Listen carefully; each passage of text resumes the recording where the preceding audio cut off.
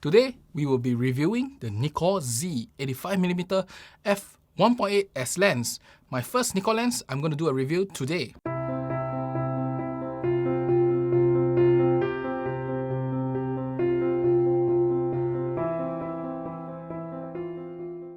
I'm Richard and welcome to Zappy Productions. I'm a portrait photographer and 85mm is really just up my alley. And this is my first Nikon S lens review. There's quite a bit of lenses here and I'll be reviewing along the course of this year. This is of course done with the Z9, so probably as high megapixels as you get. So let's take a look at the Nikon S lens and its performance using the Z9. This review will be broken down to, firstly, its build quality. Next, we will talk about its image stabilization and autofocus. Of course, image stabilization is done with the body itself. Next, we will talk about its image quality, its various parameters, and followed by, lastly, some video stuff such as focus breathing and, of course, autofocus in video itself. Now, let's first talk about its build quality. Now, this is an S-line lens, so it's weather sealed. If you actually take it out, there's a rubber gasket behind here and it's a very well built body, very nice, very smooth. The only complaint is that the hood is very plasticky. Now this is obviously one of the cheaper S-line lens. S-line is actually Nikon's professional line lens if I'm not wrong. And it is a weather sealed lens, but other than that, it has very little things. It's not like the 70-200 I have here with a lot of like LCDs, buttons and stuff. This thing only has a focus ring and a AF/MF switch. This is one of the most minimalist lens you can ever get. But it is very well built other than that. Very nice metal build, I believe. Was it plastic? I think it's metal. Not too sure on that. And a nice metal ring. Definitely this metal ring. And of course, overall, I think the build quality is really good. The only complaint is, of course, the hood itself. This is a very plasticky hood. Doesn't match the lens in terms of its quality at all. The lens is not very light, weighing about a pound or 470 grams. However, it comes with very good image quality and I'll talk about it in the image quality section itself.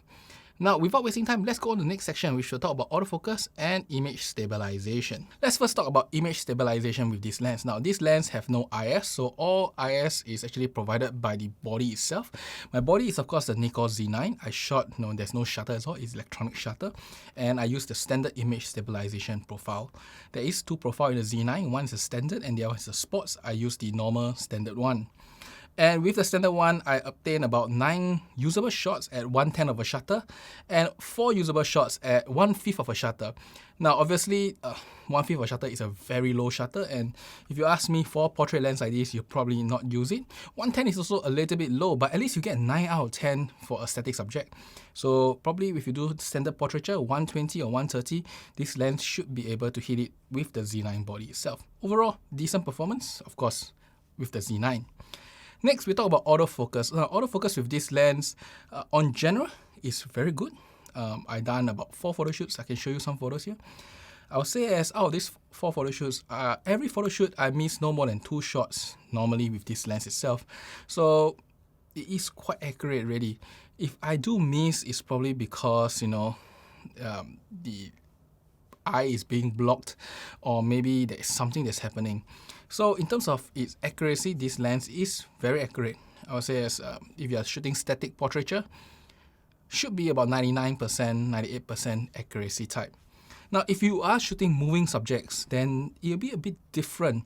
So I did 2 types of moving subject shoots. One is for portraiture, where the subject walk to me and spin around, and the other, is a cyclist cycling towards me. Now, in both cases, I would say as this is very dependent on the Z9 body, but I'm not too sure yet because I have not tested the Z9 autofocus to this extreme. But at least with the Z9 and 85mm, I would say for the portrait shot, I only have 1 shot out of 60 plus that is not usable. And the rest are pretty good, pretty usable. I mean, not all of them are like tech sharp. Bulk of them are tech sharp, more than 70% I believe are tech sharp. But, there is still 1 shot that is out of focus itself. Now, when it comes to the cyclist itself, I would say as it has a decent hit rate, about 90% hit rate with the 85mm lens. The few shots that were missed, the cyclist was at the edge of the frame itself. I did notice that 85mm with the Z9 at the edge of the frame, especially like in this shot here, you tend to lose shots here. But however, if you're in the center or bulk of the center or slightly off center, that's okay. And the Z9 with this lens will perform very well. I filtered away the shots that were due to the pole blocking the subject itself. I think that's not fair. Other than those shots that I removed, only about probably 10% of the shots were softer than I like it to be. And they were mainly, most of them were in the last section of the cyclist, which is to the left of the frame if you are looking at it. So that's already about it. Overall, I think that the autofocus with the Z9 is quite reliable. I think that the 7200 focuses better than this lens. So that is something I have to test further. But at least, I think as a portrait lens, you should not have any issue for autofocus itself. For image quality, I did a few tests. Firstly, I did a daytime shooting out of the window, then I did a nighttime shooting out of the window, followed by I did portrait shoots, and then we'll talk about the quality of those shots in those portrait shoots itself. Firstly, I would say as for the shot out of the window, we were testing mainly sharpness, and of course, sharpness throughout the entire frame because you can look at buildings to the left and right. Now, the 85mm is a very sharp lens, and you can see vignetting. It's quite obvious there is vignetting in the lens. The center is sharp, the bottom right is sharp, the left side is sharp. This lens on general is very evenly sharp throughout the frame. And I'm not really joking here. If I compare to the Sigma, if I stop down the Sigma to 1.8, the center of the Sigma will be slightly sharper. The bottom right of the Sigma will be similarly sharp or maybe just a touch sharper. But the left side of the Sigma, however, is not as sharp as this Nikon itself. So the Nikon 85mm is a very sharp lens, edge to edge for most of it, except for the very, very end corners. And it is very evenly sharp throughout the frame, at least the copy I have. So I love the performance of the sharpness itself. And in daytime chromatic aberration, I spotted none. This shot itself, really, I didn't see any strong chromatic aberrations at all. So no complaints in terms of chromatic aberrations during the daytime. Now, what happens if you stop down by a stop to f2.5, which is exactly one stop above f1.8? You do increase the sharpness in the center, just a touch, a very small touch. The corners does improve to really very sharp, and that is the major gain. But the biggest gain is really the lowering of the vignetting. And with the lowering of the vignetting, if you were to push your photos a lot more, you do get a cleaner photo overall because, when you actually raise it in pose, you actually incur a little bit of noise at the sides itself, which incurs a little bit of softness too. Now that is of course for daytime testing, so this lens is a very good performer in terms of sharpness, but it does have vignetting. For the night shot, I'm mainly testing things like chromatic aberrations, its effects when shooting bright lights such as blooming, chroma, and of course we'll look at sunstar. First, let's look at chromatic aberration. So this is the shot I shot out the window. This is nighttime. We'll look at the left side and you'll see these strips of light. So firstly, I would say as this lens have very little chromatic aberration, but there is some blooming. If you look at the tubes themselves, they are thicker than normal. Now, you may not understand what I mean by that. Let me show you a comparison with the Sigma 85mm f1.4. And you see that for the Sigma, it is a perfect tube with no blooming. While this lens, when you shoot bright lights, especially to the edge, you see a little bit of glow on the tube itself, making the tube thicker than normal. And if I was to zoom in a lot more, you can actually see how this glow looks like. It looks significantly thicker than the Sigma one. So that's something to know. These lenses have very little chromatic aberrations. However, there is some blooming when you shoot bright lights. Now, if you take a look at chroma and we take a look at this shot here and then the lights all the way to the right side, there is some, not very strong. However, the lights do have some fan shape effect. So that's something to note.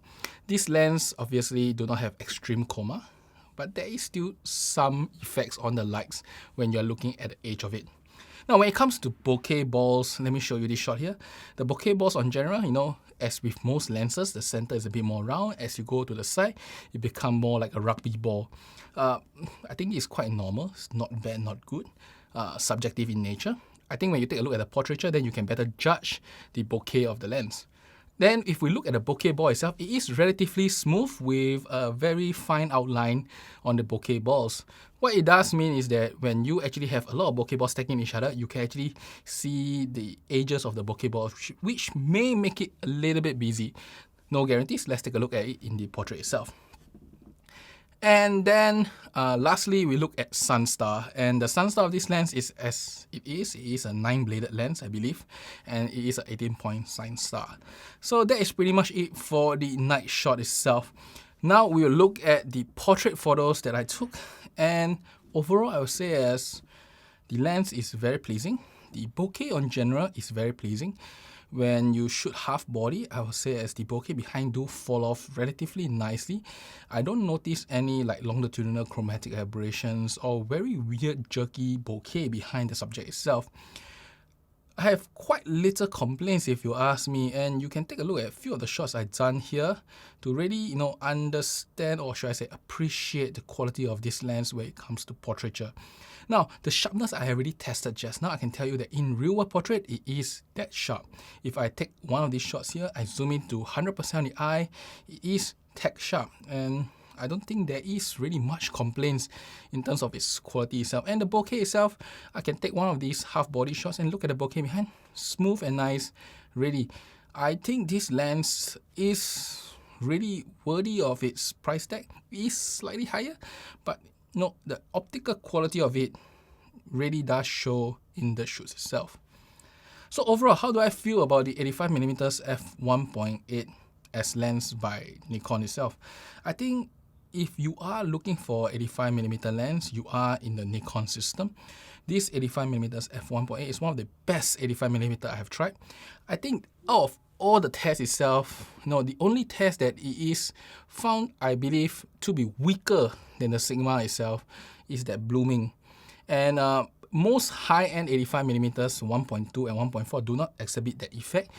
Usually as it gets cheaper and cheaper, the blooming effect comes in.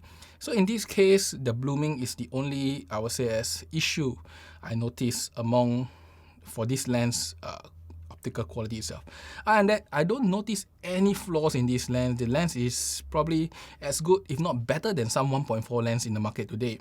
And the price tag, it is $1,000 and in the States, I'll put the price here, it's not really expensive. It is slightly higher than most f2 lenses, a few $100 more than most f2 lenses, but literally what you are getting is a f1.4 lens stopped down to f1.8 type of quality. As you have seen just now when I stopped down the Sigma lens to 1.8, this lens is quite on par with it, and really I don't think there is a complaint. And ultimately with this kind of quality, the lens weighs 1 pound, 470 grams. It is a little bit on the heavy side for a f2 lens or f1.8 lens, but compared to the 1.4 monsters out there, even the Sigma, which is the lightest of the 1.4 85mm, this is featherweight. And for its weight, its optical quality is fabulous. For its price, its optical quality is also fabulous. As such, do I recommend this lens? If you are a portrait shooter on Nikon system, I think the 85mm f1.8 is probably the first lens you should buy as a portrait shooter. It is just that nice. Of course, I have also used the 50mm, but I personally favor the 85mm. So, when I do review that lens, you will hear me say almost the same thing because I think that the 50mm is also fantastic. But my preference is the 85mm, and if you are a portrait shooter, I think this lens is probably as good as it gets without blowing your wallet and of course weighing you down heavily. Now, just to note that today's review is of course done on the Z9. The Z9 is a big heavy camera, but if you're using something like a Z6 II or Z7 II, this lens and the body will be a lot lighter. You do lose a bit of quality in terms of its autofocus maybe, but other than that, I don't think you lose anything else compared to the Z9, and I think this lens is just fabulous itself. Now, there's one last thing I'm going to show you, and that is the video part of things. I'm not, I do a bit of video, but I'm not like an expert in videography. So let me show you focus breathing. This lens does have focus breathing itself, and then when it comes to autofocus, this lens can slow down and autofocus nicely. I do notice that at least with the Z9, it does pulsate. So that's something to note. And that's bye for today. I hope you enjoy this review, and I will see you next time when I do more such reviews of my other Nikon lenses. Until then, bye bye.